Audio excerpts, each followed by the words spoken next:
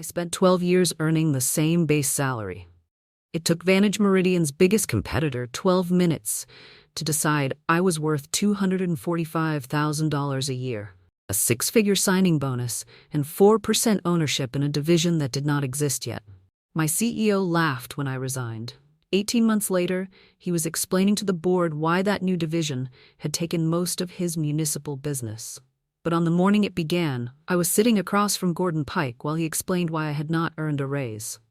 Again, "Your compensation remains competitive within your band," he said. "My band was created 12 years ago." Beth Klein from Human Resources shifted in her chair. "The band has evolved. Unlike the number on my paycheck." Gordon did not smile. He rarely enjoyed humor when it interrupted his own. I had joined Vantage at 27 for $84,500. Since then, I had been promoted 3 times, led 17 municipal projects, and trained 4 managers who later became vice presidents. My base salary remained $84,500. There had been occasional bonuses, small ones, the kind companies used to make underpayment look festive. Gordon folded his hands. "Rachel, loyalty has value beyond money. That sentence usually means the person speaking receives both." He explained that the company was facing market uncertainty. 5 minutes later, he approved a new executive title for his nephew Chase, who had worked at Vantage for 11 months and once asked whether groundwater came from underground. Chase would now support me on major bids. In practice, I would prepare the work and he would present it while wearing a suit tailored to resemble competence. At lunch, I attended an infrastructure forum in Scottsdale. I was scheduled to moderate a panel on drought resilience. Gordon joined unexpectedly and spent most of the session describing Vantage's achievements with the confidence of a man reading someone else's resume. When an audience member asked who had developed our municipal retention strategy, Gordon pointed toward me. "Rachel has been our secret weapon for years," he said. "Probably the best bargain in Arizona." People laughed. I did too. Sometimes humiliation arrives wearing the costume of a compliment. After the panel, Evelyn Shaw approached me near the coffee station. She was the CEO of Solstice Civic Systems, our largest competitor. "Was he joking?" she asked. "About which part?" "The bargain." I looked down at my paper cup.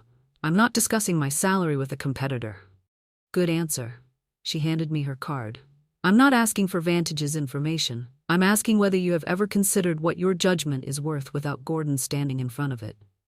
I almost threw the card away. Instead, I slipped it into my notebook. By 4:30, Gordon had emailed me instructions to train Chase for our largest upcoming bid. At 5:12, Evelyn sent a message. "Give me 12 minutes tomorrow. No confidential information, no games." I stared at it while my daughter Lily heated frozen pizza in our kitchen. "Is that work?" she asked. "Potentially." "Good potentially or health insurance potentially?" At 14, Lily already understood American employment. I replied to Evelyn, 12 minutes, no promises." Her answer came immediately. "That is all I need." Evelyn chose a hotel cafe near Phoenix Sky Harbor Airport. She arrived without an attorney, recruiter, or presentation deck. That alone distinguished her from most executives I knew. She set a timer on her phone. 12 minutes, she said. "You took that literally. I run an engineering company." For the next 7 minutes, she listed projects I had led. Mesa Reuse System, Tucson Pressure Reduction Program, 3 emergency supply negotiations during a drought year. The Las Vegas project Vantage nearly lost until I redesigned the operating model. All of it was public information. I still felt exposed. "How much do you earn?" she asked. I said no games. "That was not a game," I told her. Evelyn stared at me. Then she asked me to repeat the number. "That reaction is rarely comforting," I said. "Rachel, one of the managers you trained, earns almost twice that." I knew Chase earned more. I had not known how much more. Evelyn proposed that I build Solstice's new municipal infrastructure division. The company had strong engineering products but weak relationships with city governments. The offer included a $245,000 salary, a $100,000 signing bonus, up to 30% annual performance pay, and 4% equity in the new division. My first thought was that she had mistaken me for someone else. My second was that this was a trick. "What do you expect me to bring?" I asked. "Judgment, leadership, a team you hire legally." Not Vantage's clients, no confidential lists, no copied proposals, no stolen pricing. She leaned back. I am buying your ability to think, Rachel. Gordon has simply trained you to believe thinking belongs to the building where you did it. The timer sounded. Evelyn turned it off. 12 minutes. I left without accepting. At home, I opened a spreadsheet. I calculated what my salary would have become with modest annual increases. I compared it with public compensation reports. Then I looked at the college savings account I had been feeding $20 at a time. Lily sat beside me doing homework. Are we broke? She asked. No. Are we rich? No. So we remain aggressively middle class. I laughed. Then I started crying, which made her close the laptop and slide a box of tissues toward me. I was not crying because of the money alone. I was crying because I had spent 12 years believing patience would eventually be recognized as value. Maybe Gordon had not failed to notice me. Maybe he had noticed exactly how much I would tolerate. The next morning, I asked Beth for my compensation history. She delayed. Then she sent the wrong report. The document included salaries for several managers I had trained. Every one of them earned more than I did. One received a raise 6 months after I had been told the entire department was under a compensation freeze. At 10:40, Gordon called me into his office. He wanted me to prepare Chase for the Western Basin Resilience bid, a potential $620 million project covering water systems across 3 states. Chase needs visibility, Gordon said. He needs experience. That is what you're there to provide. I returned to my desk and found another email from Evelyn. The written offer was attached. At the bottom, she had added one sentence. You have until Friday, but your value does not expire then. For the first time in years, somebody had described my value without asking me to be grateful for less. I accepted Solstice's offer on Thursday night. Then I did not sleep. At 2:13 in the morning, I convinced myself Evelyn would withdraw it. At 3:40, I wondered whether I had exaggerated everything I had accomplished. At 5:05, I considered staying at Vantage because the office coffee machine knew my preferred amount of cream. Fear does not need a sensible argument. It only needs time. At 8:30, I entered Gordon's office with my resignation letter. Beth was already there, so was Chase. That surprised me until I realized Gordon had scheduled a meeting about the Western Basin bid and expected me to take notes. I placed the letter on his desk. What is this? He asked. My resignation. Chase stopped opening his sparkling water. Gordon read the first paragraph, then laughed. Not a polite laugh. A real one. Where are you going? Solstice Civic Systems. The laughter ended. Beth closed the conference room door. Gordon told me Solstice was using me to damage Vantage. He said Evelyn would discard me once she extracted my contacts and knowledge. I'm not taking contacts or files. Everything you know belongs to this company. My experience does not. He stared at me. You built your career here. I built projects here. That distinction won't matter when our lawyers contact you. Beth slid a retention proposal across the table. 6% raise. New title, Senior Director. No change in authority. I looked at her. I was offered almost 3 times my salary. We cannot respond to reckless compensation. Apparently you responded to it when Chase was hired. Chase became deeply interested in the bubbles inside his drink. Gordon asked me to stay through the Western Basin submission. I'm giving 4 weeks' notice. You owe us more than 4 weeks. That word again. Oh. I had worked through holidays, rescheduled medical appointments, and answered calls during Lily's school concerts. Somehow the debt continued growing in their direction. I prepared a detailed transition package. Current milestones, public contacts, team responsibilities, and unresolved risks. I copied nothing for myself. On my last Friday, Gordon did not speak to me. Most executives avoided my desk. A few coworkers hugged me quietly, as though affection violated policy. Malcolm Reed from finance waited near the elevator. You were right to leave, he said. I wish that felt better. He glanced toward the security camera. They've been discussing your salary for years. What do you mean? I can't talk about it here. The elevator arrived. He handed me no documents and made no dramatic promise. He only said, watch what they claim after you're gone. Security did not escort me out. Gordon apparently believed that would look vindictive. Instead, Beth collected my badge beside the reception desk and wished me success in my next chapter. Human resources loves chapters. They make consequences sound literary. Outside, the Phoenix heat struck me like an open oven. Lily waited in the parking lot with my sister. She had made a sign from poster board. "Congratulations on finally quitting your discount job." It was misspelled in one corner and covered in glitter. I laughed so hard I had to sit on the curb. Then my phone rang. It was Gordon. He had opened the transition package. "Rachel," he said, "there is no pricing strategy for Western Basin. There is a list of the responsible executives. Chase doesn't know how to build the model." "I know." Silence. "You need to come back Monday." "No," I said. It was the smallest word I had used all week. It felt enormous. My first office at Solstice was in Denver. It had a view of the Front Range, an adjustable desk, and no history of me eating lunch over the keyboard. On Monday morning, Evelyn introduced me as president of the new Municipal Resilience Division. There were 6 employees, 2 engineers, 1 proposal manager, a finance analyst, an administrative coordinator, and a marketing specialist who admitted she did not understand municipal water but was excited about the storytelling potential of pipes. It was not an empire. It was a group chat with payroll. I spent the first month recruiting. I hired Priya Nair, an engineering director I had respected for years, and a former city procurement officer named Daniel Ortiz. I refused to recruit anyone actively working on confidential Vantage bids. That frustrated Evelyn, not because she wanted secrets, but because the division needed revenue quickly. "Can you build without your old network?" she asked. "I have relationships. Those belong to you. The confidential details do not." She nodded. "Good answer. Expensive answer, but good." Our first opportunity was a pilot program outside Albuquerque. I estimated we could complete the design review in 8 weeks. Priya said 12. I chose 9. It took 14. The delay was my fault. I had assumed Solstice's internal approvals worked like Vantage's. They did not. I had promised a schedule before learning the machinery behind it. At Vantage, a mistake like that would have been hidden, renamed, or assigned to someone junior. At Solstice, I told Evelyn before she heard it from the client. "I misjudged the approval timeline," I said. "How much will correction cost?" "About $180,000.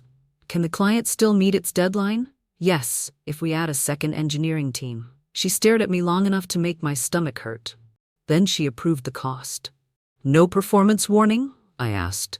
"You identified the mistake, disclosed it, and proposed a correction. That is all?" "Rachel, did Gordon punish people for bringing him problems?" "Only the people who did not have his last name." We completed the pilot successfully, but barely. I spent 2 nights at the site, slept in a hotel where the air conditioner sounded like farm equipment, and accidentally attended a 6 a.m. safety meeting wearing 2 different shoes. Priya noticed. "I assumed it was executive branding," she said. "It represents operational flexibility." The pilot did not make us famous. It made us credible. Then a trade publication published an article claiming I had taken proprietary information from Vantage. The source was anonymous. The wording sounded exactly like Gordon. By noon, Solstice received a cease and desist letter demanding we abandon all municipal projects that overlapped with Vantage's markets. That meant Arizona, Nevada, New Mexico, Utah, and parts of California. Essentially, Gordon wanted me prohibited from working anywhere water existed. Evelyn's general counsel reviewed the letter. "They have not identified one stolen file," he said. "Because there isn't one. They are threatening litigation anyway." That evening, 2 prospective clients postponed meetings. For the first time since joining Solstice, Evelyn closed my office door. "We will defend you," she said, "but I need to know whether there is anything they can find." I thought about 12 years of emails, shared drives, and late-night downloads. Then I remembered one folder, a personal backup created during a system migration 4 years earlier. I had forgotten it existed. The forgotten folder was on an external drive in my hall closet. It sat between tax records and photographs from Lily's 3rd-grade science fair. I called Solstice's attorney before opening it. A forensic firm collected the drive the next morning. I signed an authorization allowing them to inspect everything related to Vantage. That included years of family photographs. A technician later informed me that the drive contained 214 pictures of Lily's former hamster and 1 old Vantage spreadsheet. The spreadsheet was a blank project template. No prices, no client information, no proprietary formulas. The hamster appeared to be the greater confidentiality risk. The forensic report confirmed I had never accessed the file after joining Solstice. We offered the report to Vantage under a protective agreement. Gordon refused. He wanted headlines, not answers. The cease and desist letter had already done damage. A city manager canceled lunch with me. One industry contact wrote that she needed distance until things became clearer. Evelyn did not withdraw her support. She did, however, ask me to help attract new revenue quickly. Legal principles are noble. Payroll still occurs every 2 weeks. Then the Western Basin Resilience Consortium announced its bid process. The project would modernize water monitoring and emergency distribution across cities in Arizona, Nevada, and New Mexico. Estimated value, $620 million over 10 years. Vantage had prepared for it for nearly 2 years. Much of the early strategy had been mine. I knew the public requirements and procurement history, but I would not use internal pricing, draft documents, or private discussions from my old job. We created a clean team, separate servers, outside compliance review, written restrictions on former Vantage employees. Priya called it the most legally supervised brainstorming session in Colorado. A week later, Malcolm contacted me from a personal number. I reported something to Vantage's audit committee, he said. What? I can't share documents with you. Then don't. He sounded relieved. Malcolm had found an internal compensation analysis prepared 3 years earlier. It recommended raising my salary because my pay was 48% below market. Gordon had rejected it. In the margin, he wrote, Rachel values stability. No need to pay for retention we already have. Another message from Beth said, keep the base flat. Use small discretionary bonuses so she feels recognized without increasing long-term cost. I sat in silence. I had imagined neglect. The truth was more personal. They had studied my loyalty and priced it. Malcolm had also found records showing Gordon ordered my name removed from 12 project summaries after I resigned. Chase was listed as the lead on work completed before he joined Vantage. I submitted everything through the audit portal, Malcolm said. Now Beth wants to meet with me tomorrow. Bring a representative. They told me it's informal. Nothing is informal when HR schedules it. He laughed nervously. The following morning, Vantage's attorney sent Solstice another letter accusing me of orchestrating Malcolm's complaint. I had not even known about it.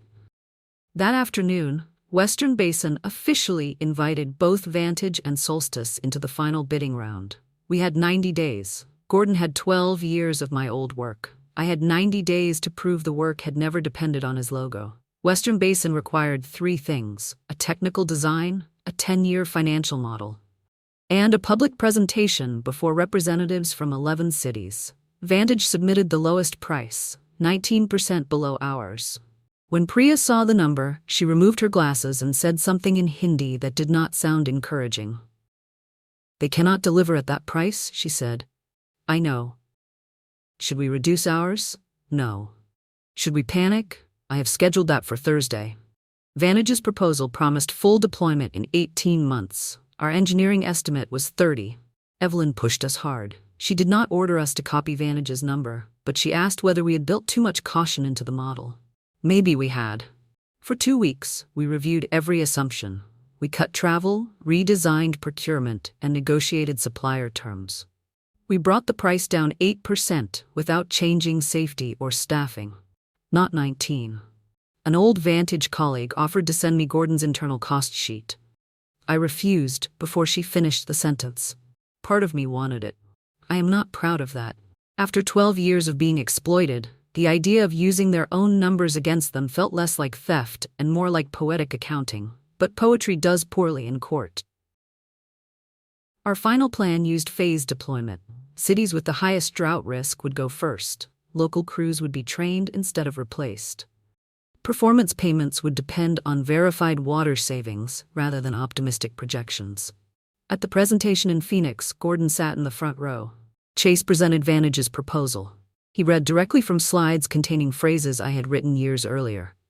During questions, a city engineer asked how Vantage would manage pressure variation between older and newer systems. Chase answered, "We'll use adaptive optimization." "That is not a method," the engineer said. "It's an approach." It's 2 adjectives. I looked down at my notes to hide my face. Then it was our turn. I opened with one sentence. The cheapest proposal is expensive if it cannot be delivered. Gordon smiled as though I had confirmed we were overpriced. For 40 minutes, Priya and I explained the staged plan. Daniel detailed workforce protections. Our finance analyst showed every assumption. During public questions, Gordon requested permission to speak. He asked whether Western Basin should trust a new division led by someone who had never independently closed a project of this scale. I felt the old reflex. Prove yourself. Explain everything. Ask permission to be believed. Instead, I named 17 projects I had led. Public records supported every one. Many were completed while I worked for Vantage, I said. I am proud of that work. I am less proud that the people presenting it today continue pretending I was not there. The room became very quiet. Gordon accused me of making the process personal. You introduced my employment history, I replied. I simply brought the complete version. Afterward, Evelyn squeezed my shoulder. Good answer. It felt less elegant internally. Before we left, the procurement chair asked us to remain. A complaint had been submitted about our Albuquerque pilot. It alleged that Solstice concealed a 14-week delay and a major cost overrun. The complaint was accurate. What it omitted was that the mistake had been mine. The procurement chair gave us 24 hours to respond. Vantage's complaint included the original schedule, cost variance, and an email where I described the delay as avoidable. They had obtained the documents legally through a public records request. Annoying, but legal. Evelyn asked whether we could characterize the problem as a supplier delay. A supplier contributed, I said. Was it the primary cause? No. Our attorney suggested language stating that multiple operational variables affected delivery. That sentence was technically true. It was also the kind of sentence Gordon would have loved. I refused. The next morning, I stood before Western Basin's evaluation committee. The original estimate was mine, I said. I misunderstood Solstice's internal approval process and committed to a timeline we could not meet. Nobody moved. I explained the corrective action, the added cost, and the policies we had changed afterward. Priya presented the completed pilot results.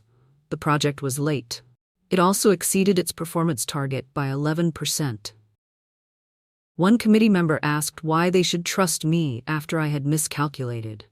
Because you did not have to discover it from someone else, I said. We reported the delay, paid the correction ourselves, and changed the process. Vantage's representatives described their record as flawless. That was when Malcolm's complaint reached their board. He called me that evening. They fired me. For what? Unauthorized access to compensation records. Were the records within your job? Yes. Did you send them to me? No. Then let your attorney speak. His voice broke slightly. He had a mortgage and twin daughters. He had not imagined himself as a whistleblower. He had imagined himself as a financial analyst who occasionally brought too many snacks to meetings. I thought doing it properly would protect me, he said. It may protect you legally. That doesn't make Monday easier. He was right.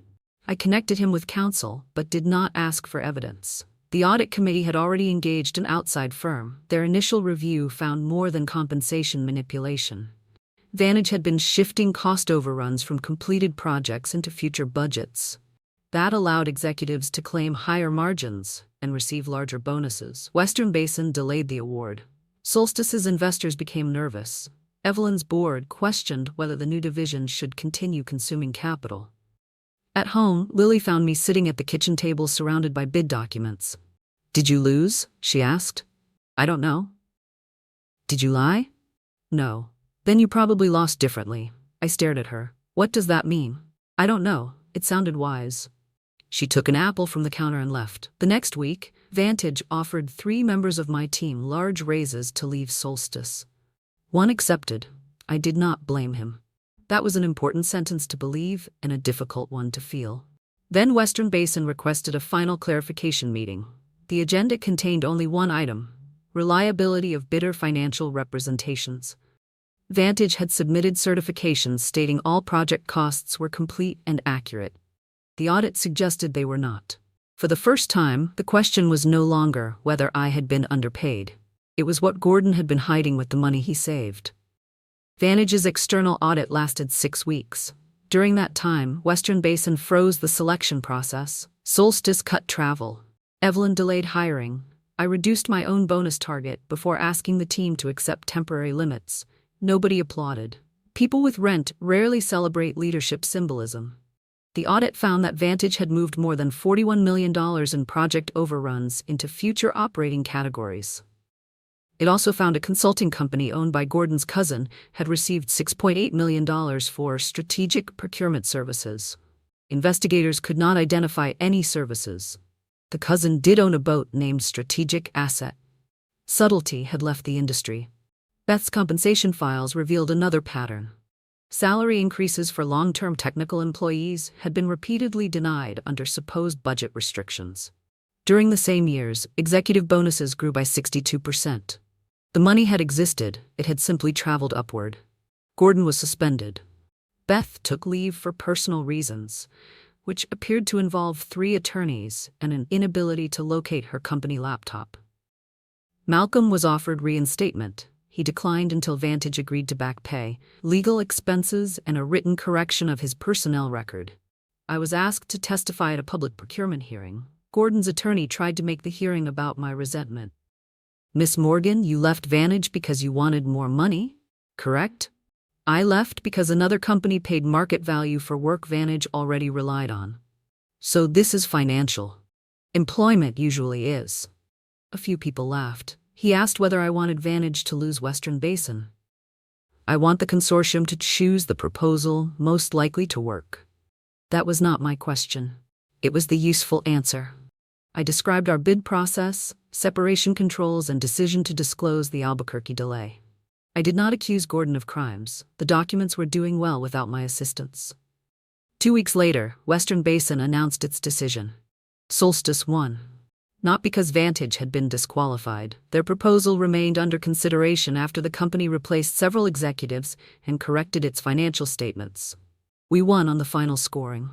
Technical reliability, transparent pricing, local workforce commitments, risk controls. The price was not the lowest, it was the most believable. Our Denver office erupted when the email arrived. Priya screamed. Daniel hugged the finance analyst hard enough to remove one of his shoes. I went into the restroom and cried alone for 3 minutes. Not elegant crying. Red face, running mascara, one paper towel stuck to my sleeve. 12 years of being told to wait had trained me to treat recognition like something that might be withdrawn if I moved too quickly. When I returned, Evelyn handed me a glass of sparkling water. You did it, she said. We did. That answer is why I hired you. Western Basin's award doubled the value of Solstice's municipal backlog. Within 4 months, we hired 87 people.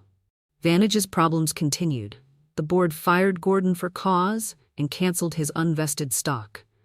Investors filed suit over the misstated financial reports.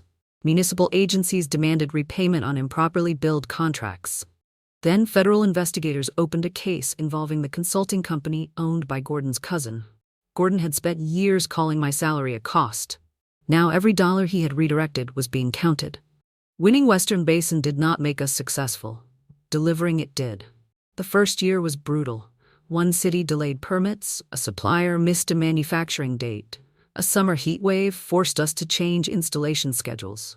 For 3 months, my calendar looked less like management and more like a threat. We missed one internal milestone by 9 days.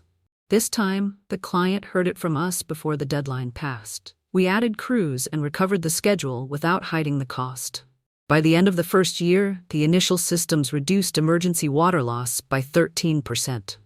2 cities expanded their contracts, then 4 more called. Solstice's Municipal Resilience Division grew from 6 employees to 214. Revenue increased nearly 4-fold. My equity was no longer theoretical. Vantage moved in the opposite direction. The company lost 2 major renewals, not because I had stolen clients, but because Gordon had allowed technical teams to shrink, while promoting people who were skilled mainly at agreeing with him. Chase resigned after a board review concluded he had received compensation and authority without the required experience. His farewell email described his departure as a strategic pause. Unemployment is apparently more dignified when your uncle writes the vocabulary. Gordon reached a civil settlement with Vantage's investors. His stock awards were clawed back, and a court ordered part of his property placed under lien while municipal claims proceeded. Beth lost her position and professional certification after investigators concluded she had falsified compensation reviews and retaliated against Malcolm. Neither outcome gave me back 12 years. But justice is not time travel. It is a boundary placed around what happens next. Vantage entered restructuring and approached Solstice about selling its municipal division. Evelyn wanted the technology, service contracts, and experienced field teams. I wanted protection for the employees. Some of them had stayed silent when I left. Some had benefited from the system that underpaid me. Most were simply people trying to make rent without becoming a symbol in someone else's story. I negotiated 4 conditions: no automatic layoffs for 12 months, independent salary reviews, restoration of retirement contributions that Vantage had paused, and corrected records for employees punished after reporting concerns. Solstice's board complained that the conditions increased acquisition costs. So did 12 years of poor management, I said. The agreement passed. On the day the sale was announced, Gordon called me. I almost ignored it. Curiosity remains one of my least disciplined traits. You destroyed Vantage, he said. I left. You took the market. I competed for it. I gave you your career. No, you rented it below market. He said loyalty should have meant something. It did, I replied. You treated it as free labor. Then I ended the call. 3 weeks later, former Vantage employees entered Solstice's Phoenix office for orientation. Some could not look at me. One woman named Carla approached after the meeting. I knew you were underpaid, she said. I waited. I didn't know how badly. That is different, but not enough. No, she nodded. It was not forgiveness. It was more useful. The acquisition closed on a Friday. That evening, Evelyn handed me a new employment agreement. President of Solstice Civic Water, expanded equity, authority over 390 employees. I read every page, especially the compensation section. 2.5 years after I left Vantage, Solstice Civic Water held its first company-wide compensation review. Not performance theater. Not motivational emails, an actual review. Every salary was compared with market data, responsibility, and experience. Managers had to explain pay gaps in writing. The process cost millions. It also cost less than replacing talented people after teaching them they were invisible. Carla received a 21% adjustment. 3 field supervisors received raises above 30% because Vantage had kept their pay low for years. Malcolm joined our independent audit team after completing his settlement with Vantage. His first report was 146 pages. I told him it needed an executive summary. He added 19 pages. Some people healed by relaxing. Malcolm healed through appendices. Western Basin entered its second expansion phase. Solstice Civic Water employed 417 people and operated in 7 states. Our division's revenue had grown by more than 260%. Evelyn never described that as my achievement alone. Neither did I. Priya built the engineering system. Daniel built relationships with city workforces. Hundreds of people delivered the projects. My contribution was making sure their work was not hidden behind someone else's title. Gordon eventually pleaded guilty to 1 count involving false invoices submitted through his cousin's consulting company. He avoided a long prison sentence but received home confinement, restitution, and a multi-year prohibition from serving as an officer of a public contractor. His Scottsdale vacation property was sold to satisfy part of the judgment. Strategic asset, the boat, was also sold. I briefly considered bidding on it. Then I remembered boats require maintenance, and vengeance should have a budget. Beth settled the remaining civil claims and disappeared from corporate human resources. Chase began describing himself online as an independent strategy advisor. The word independent was doing significant work. On the morning compensation letters were distributed, I arrived early at the Phoenix office. Old habits. Lily, now 17, had helped me choose a framed print for the lobby. It showed a desert river after rain. She said it looked hopeful without being embarrassing. High praise from a teenager.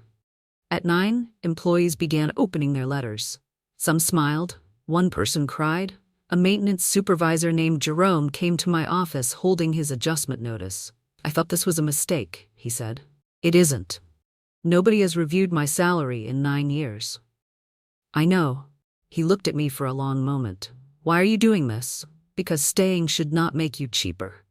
After he left, I opened my desk drawer. Inside was the compensation letter Gordon had given me the morning Evelyn approached me. Base salary unchanged. The paper no longer made me angry. Mostly, I had considered framing it, but I did not want Gordon's decision decorating my wall. I fed it into the shredder. The machine jammed halfway through. Of course it did. I spent 5 minutes pulling thin strips of my old salary from the blades while Priya watched from the doorway. Symbolic? She asked. Operationally flawed symbolism. She helped me remove the paper. Then we went into the quarterly meeting. No one called me Vantage's secret weapon anymore. I was not secret. I was not a bargain. And I had finally learned that loyalty without respect is not loyalty at all. It is a discount someone hopes you never notice. 3 years after I left Vantage, Solstice Civic Water opened a second operations center in Phoenix. The building was larger than our first office, but the best part was not the glass conference rooms or the view of Camelback Mountain. It was the compensation board. Every employee could see the salary bands for every role, the promotion criteria, and the date of the next review. Managers could still make judgment calls, but they could no longer hide those decisions behind words like loyalty, timing, or budget uncertainty. Lily started college that fall. When I paid the first tuition bill, I remembered all the years I had added $20 at a time to her savings account, while Gordon told me money was not the only measure of value. He had been right about one thing: money was not everything, but refusing to pay someone fairly while praising their loyalty was not wisdom. It was theft, wearing business casual. Evelyn eventually stepped down as CEO and joined the board. I was asked to succeed her. This time, I did not assume the offer was a mistake. I negotiated the terms, read every page, and accepted. On my first morning as CEO, I arrived 6 minutes late because Lily called from campus in tears over a chemistry exam. Nobody panicked. Nobody measured my commitment with a clock. We simply started when I arrived. For 12 years, I thought patience would prove my worth. In the end, leaving did.